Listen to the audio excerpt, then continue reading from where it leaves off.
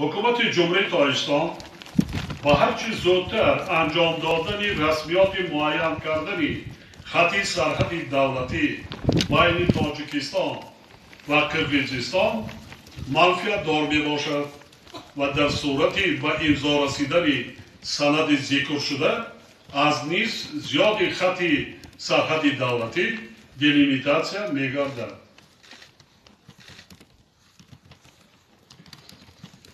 یک نقطه مهم دیگر را نیز تاکید می سازم که در تمام مدت گفت و شنیدها یعنی طی 19 سال مسئله عوض کردن واروخ با یگان حدود دیگر وجود نداشت و وجود داشتن نمی‌کرد.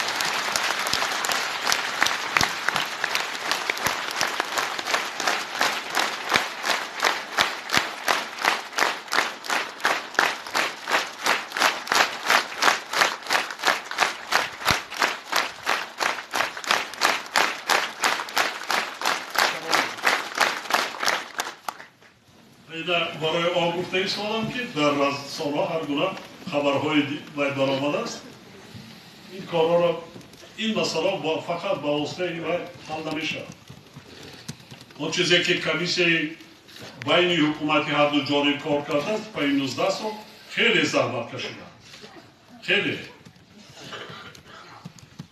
تجربه مناسبت‌های بین‌المللی نشان می‌دهد که رابطه با همسایه کشورها باید با در نظر داشتی احترام کامل یکدیگر، تحملگرایی و ارزش‌گذاری با منفعت‌های ملی جانب‌ها برای مانده شود. وابسته به این باید گفت که مسئله‌های بحث مرزی و حدودی، موافقت نمودن خط سرحد دولتی و علامت‌گذاری آن روند مرکب بوده، حل آنها مهلت و زحمت زیاد را تقاضا می‌نماید. شما خب در یاد دارید که حل و فصل سرحد ما با جمهوری چین چقدر دوام کرد. سالهای شوروی یک طرف، بعد اتحاد شوروی ما قریب 10-20 سال دیگر 500 کیلومتر سرحد را با جمهوری مردمی چین همسایه بزرگی خود حل و فصل نمودیم. طبیعی است که چنین بحث‌ها باید با در نظر داشتی منفعت‌های دو جانبه و در زمینه اساس‌های حقوقی تصدیق شده طرف‌ها حل و فصل شود. تاجیکستان با مقصد حل مسائل موجوده قطعاً جانبدار گفت و شنید و دریافت راه‌های حل متقابلاً سودمند با در نظر داشتی منفعت‌های ملی هر دو طرف میباشد.